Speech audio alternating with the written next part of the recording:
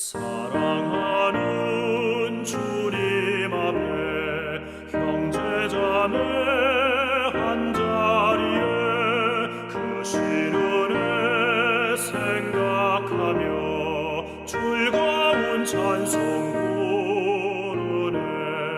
내 주 예수 본을 받아 모든 사랑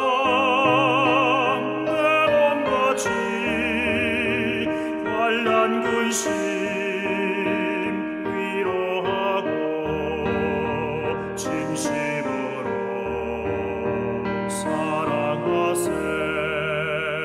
사랑하는 주님 앞에 온갖 충성 다 바쳐서 괴로우나 즐거우나 주님만 힘써서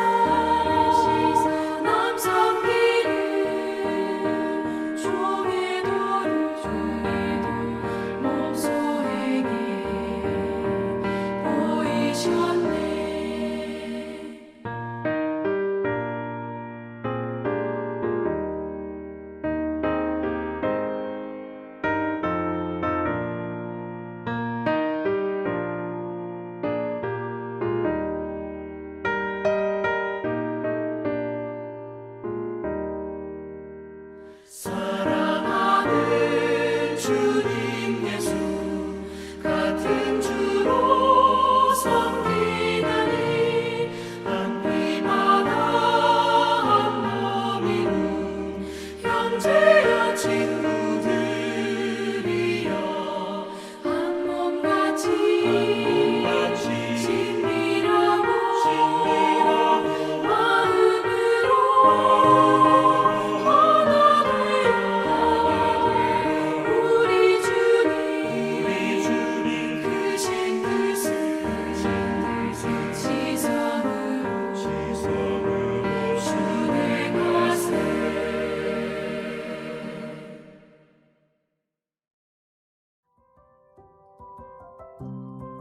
어린이 주간 5월 9일 오늘의 말씀은 사도행전 4장 32절에서 5장 11절입니다.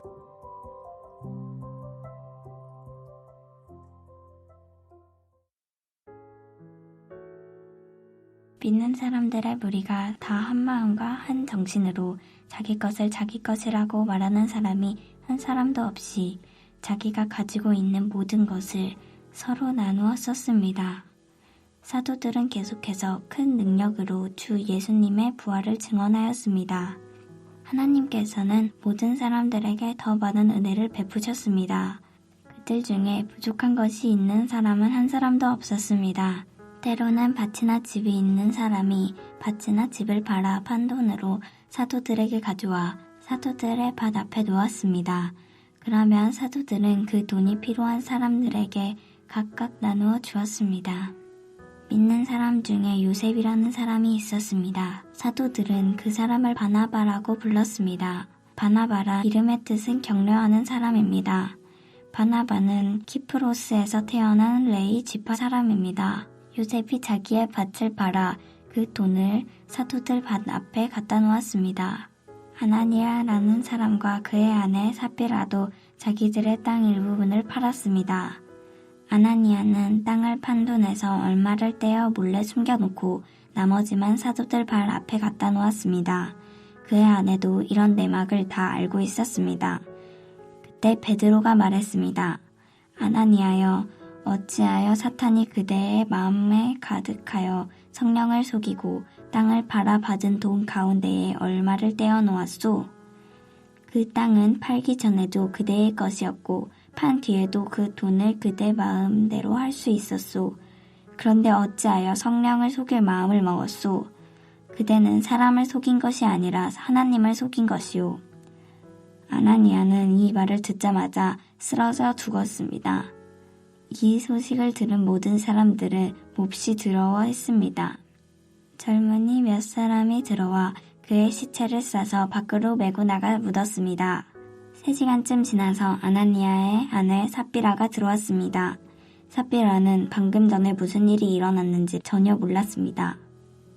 베드로가 삽비라에게 물어보았습니다. 그대와 그대의 남편 아나니아가 땅을 팔아서 받은 돈이 이것뿐이요? 삽비라는 예, 그것뿐입니다. 라고 대답했습니다. 베드로가 다시 말했습니다. 어찌하여 그대와 그대의 남편은 서로 짜고 주님의 성령을 시험할 수 있단 말이오. 보시오, 그대의 남편을 장사 지내고 온 사람들이 문 앞에 있으니 그들이 그대를 메고 나갈 것이오. 그 말이 끝나자마자 삽비라는 베드로 앞에 쓰러져 죽었습니다. 그 순간 젊은이들이 들어와 삽비라가 죽은 것을 보고 그녀를 밖으로 메고 나가 남편 곁에 묻었습니다. 온 교회와 이 일을 들은 모든 사람이 큰 두려움에 사로잡혔습니다. 목요일 새벽 주의 말씀 앞에 나오신 여러분을 환영하고 축복합니다. 우리가 신앙생활을 하다 보면 참으로 의아한 일들이 자주 있습니다.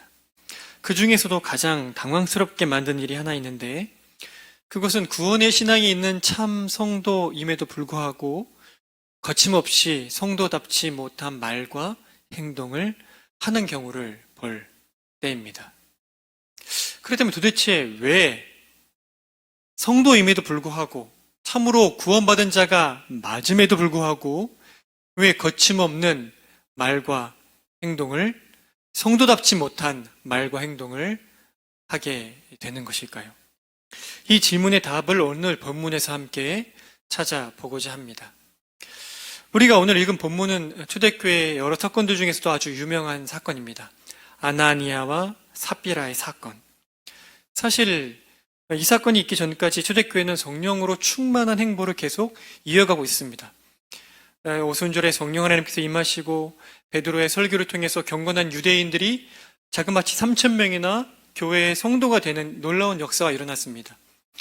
이런 놀라운 역사를 가만히 두고 볼 리가 없는 사단이 이번에는 교회 지도자들, 종교 지도자들을 동원해서 사도들을 압박하였음에도 불구하고 그들은 더욱 담대히 기도하며 복음을 전하는 일에 매진하였습니다. 만일 초대교회의 교회다움의 모습을 그래프로 그린다면 계속해서 교회다움이 더욱 힘있게 드러나는 상승선으로 그림을 그릴 수가 있을 것입니다. 그래서 사단은 이번에는 외적인 핍박이 아니라 교회 내부의 문제를 일으키는 방식으로 방향을 바꾼 것으로 보입니다.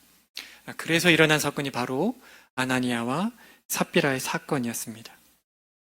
어떤 일이 일어났습니까? 아나니아와 삽비라가 자신들이 갖고 있는 소유를 팔아 얼마를 감추고 마치 자신들이 판 것의 모든 값을 다 내놓은 것처럼 속여서 사도들의 발 앞에 놓은 겁니다. 처음에는 남편인 아나니아가 홀로 와서 그렇게 했다가 베드로의 엄한 책망을 듣고 그 자리에서 혼이 떠나게 되어 죽었고, 또 아나니아를 장사하고 오는 사람들이 돌아왔을 때쯤에 그 아내인 삽비라도 동일한 거짓말을 하여 그 혼이 떠나 남편 곁에 함께 묻히게 되었습니다. 이 사건은 우리에게 교훈하는 바가 참 많습니다. 그러나 저는 한 가지를 묻고 싶습니다. 도대체 왜 아나니아와 삽비라는 담대하게 거짓말을 할 수 있었을까요? 분명 사도들이 선포하는 복음의 능력도 보고 맛보았을 것이고 사도들이 행하는 수많은 이적들도 직접 보았을 텐데, 그래서 하나님이 살아계시는 사실을 충분히 확인하고 알았을 텐데 어쩜 그렇게 담대하게 거짓말을 할 수 있었던 것일까요? 물론 이렇게 한 표면적인 이유에는 이들의 욕망이 있었기 때문이라고 생각합니다. 어쩌면 처음에는 소유를 팔아다가 사도들의 발 앞에 다 놓으려고 했는데 돈을 보자 욕심이 생겨서 얼마를 감추고 그리고 얼마를 바치면서 마치 전부인 것처럼 속였는지도 모르겠습니다. 그러나 이것은 어디까지나 표면적인 이유이지 본질적인 이유는 아닙니다. 이들이 교회 앞에서 거짓말을 담대하게 할 수 있었던 진짜 이유, 그 본질적인 이유는 바로 하나님께 대한 불신앙, 더 정확하게는 성령 하나님께 대한 무지 혹은 뒤틀린 지식이 있습니다. 오늘 본문 3절과 4절을 보십시오. 베드로가 이르되 아나니아야 어찌하여 사탄이 내 마음에 가득하여 내가 성령을 속이고 땅값 얼마를 감추었느냐. 땅이 그대로 있을 때에는 내 땅이 아니며 판 후에도 내 마음대로 할 수 없더냐. 어찌하여 이 일을 내 마음에 두었느냐. 사람에게 거짓말한 것이 아니오 하나님께로다. 아나니아는 성령 하나님을 속일 수 있다고 생각을 한 겁니다. 왜 이렇게 생각한 겁니까? 아나니아 또 삽비라는 성령 하나님께서 과연 내주하여 계신다는 사실을 바르게 알지 못한 것이고, 성령님께서 하나님이시기에 모든 것을 아신다는 사실을 바르게 알지, 그 사실을 믿지 않았던 것입니다. 9절을 이어서 보십시오. 베드로가 이르되 너희가 어찌 함께 꾀하여 주의 영을 시험하려 하느냐? 보라, 내 남편을 장사하고 오는 사람들의 발이 문 앞에 이르렀으니 또 너를 매어 내가리라 하니. 사도 베드로는 이 아나니아와 삽비라 이들의 행동을 주의 영을 시험하려 한 것이라고 규정합니다. 주의 영을 시험한다는 것이 무슨 뜻입니까? 우리는 출애굽기 17장에 등장하는 무리바 사건을 알고 있습니다. 그때 물이 없어 불평했던 이스라엘 백성들의 태도에 대해 모세는 이렇게 기록하고 있습니다. 출애굽기 17장 7절. 그가 그곳 이름을 마사 또는 무리바라 불렀으니 이는 이스라엘 자손이 다투었음이요. 또는 그들이 여호와를 시험하여 이르기를 여호와께서 우리 중에 계신가 안 계신가 하였음이더라. 이스라엘 자손이 여호와 하나님을 시험하였는데 왜 그것이 시험이냐면 여호와께서 우리 중에 계신가 아니 계신가 이렇게 의심하였기 때문입니다. 만일 여호와 하나님이 우리 가운데 계시다면 어떻게 우리가 이렇게 목마를 수가 있어? 이렇게 하나님의 함께 하심을 의심했던 것입니다. 주 안에 사랑하는 성도 여러분, 왜 어떤 성도가 죄를 범하되 담대하게 범합니까? 왜 어떤 성도가 성도답지 못한 말과 행동을 함에 있어 거침이 없습니까? 그 중심에는 하나님께 대한 왜곡된 지식이 있는 겁니다. 하나님께 대한 잘못된 믿음이 있는 것입니다. 사랑하는 성도 여러분, 만일 아나니아와 삽비라가 내주하여 계신 성령 하나님은 성부, 성자와 함께 영광과 권능이 동등하신 하나님이란 사실을 바르게 알고 믿었다면, 그렇기 때문에 단 하나라도 그 마음의 중심이 아주 깊은 곳에 있는 단 한 켠도 모르시는 것이 없다는 사실을 바르게 알고 믿었다면 어찌 감히 담대히 거짓말을 할 수가 있었겠습니까? 그러므로 우리의 삶에서 성도답지 못한 말과 행동이 나올 때 우리는 어떻게 해야겠습니까?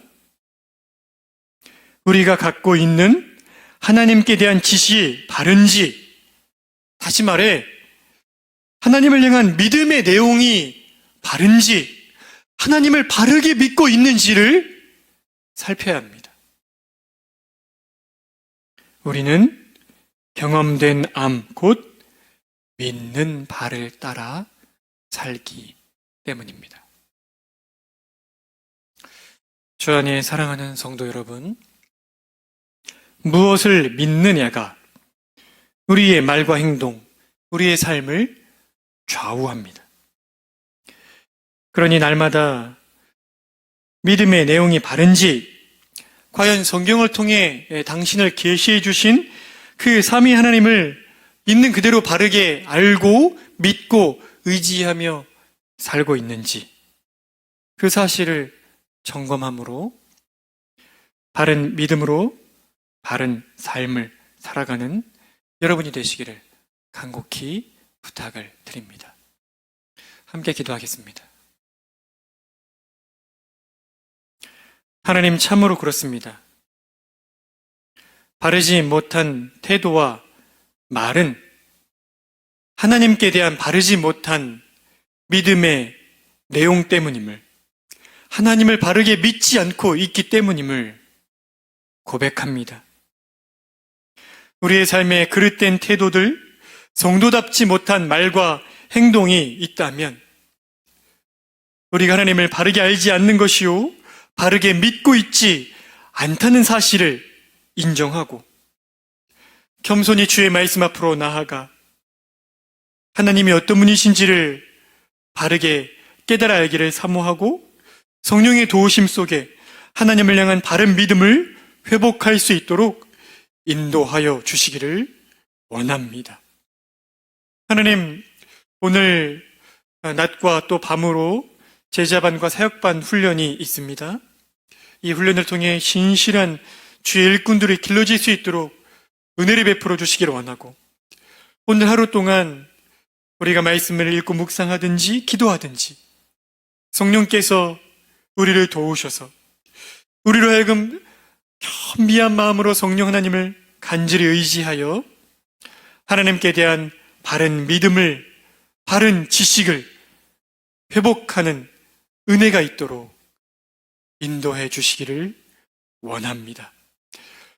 우리의 남은 이 일생이 하나님을 끊임없이 바르게 알아가고 바르게 믿고 바르게 사랑하고 의지하는 인생 될 수 있도록 복을 허락하시길 원하며 예수님의 이름으로 기도드립니다. 아멘. 하늘에 계신 우리 아버지여, 이름이 거룩히 여김을 받으시오며 나라가 임하시오며 뜻이 하늘에서 이루어진 것 같이 땅에서도 이루어지이다. 오늘 우리에게 일용할 양식을 주시옵고 우리가 우리에게 죄 지은 자를 사하여 준 것 같이 우리 죄를 사하여 주시옵고 우리를 시험에 들게 하지 마시옵고 다만 악에서 구하시옵소서. 나라와 권세와 영광이 아버지께 영원히 있사옵나이다. 아멘.